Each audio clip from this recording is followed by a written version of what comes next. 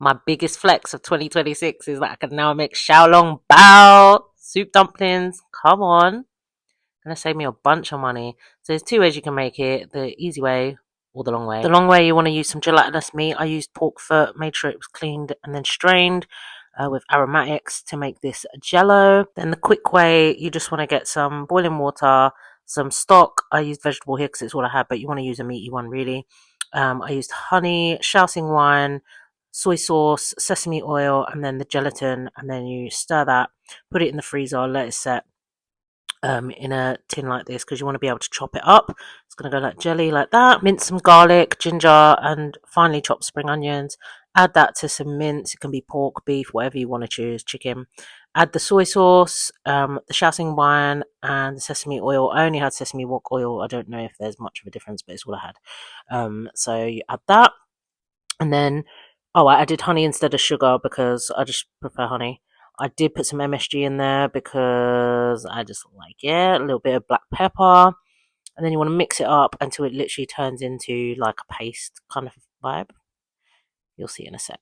Like that. Then you want to get 300 grams of flour, 150 grams of room temperature water, and a half a teaspoon of salt. And then you want to mix that together until it's combined. You can do this all by hand, but I've got a mixer, so why would I not use it? Save my little hands. So I just did the dough stirring tool, and then kneaded that for 10 minutes on slow to come like that. And then I can also prove it in here. It gets it to the temperature, like room temperature vibes. And then you're going to roll it out, split it in half, cover that because you don't want that to get dry. At this point, you do kind of have to work fast because you don't want the jelly to start going into liquid. So you're going to chop them up, roll them into little discs, get them nice and thin. They need to be super, super thin, as you can get without them breaking. And then you want the edges to be even thinner, so that's why I'm doing that. Have them covered, ready to go. Then you're going to chop up your jelly into tiny little cubes. This is going to make the soup inside the dumpling, so you're going to add that to the meat.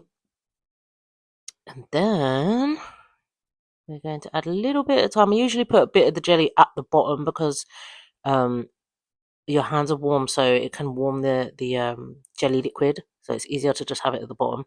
And then, I'm not perfect at this. Please, my Chinese friends, don't crucify me. I'm not a pro. I literally just making this up as I go, just winging it. But I just know that I'm not traveling all the way into London to get a freaking Xiaolong bao because the price to get into London is the price of a freaking holiday. So, and I'm not buying those store-bought ones because you get barely any. So this is what we're doing. And yeah, what do you think, guys? Let me know in the comments.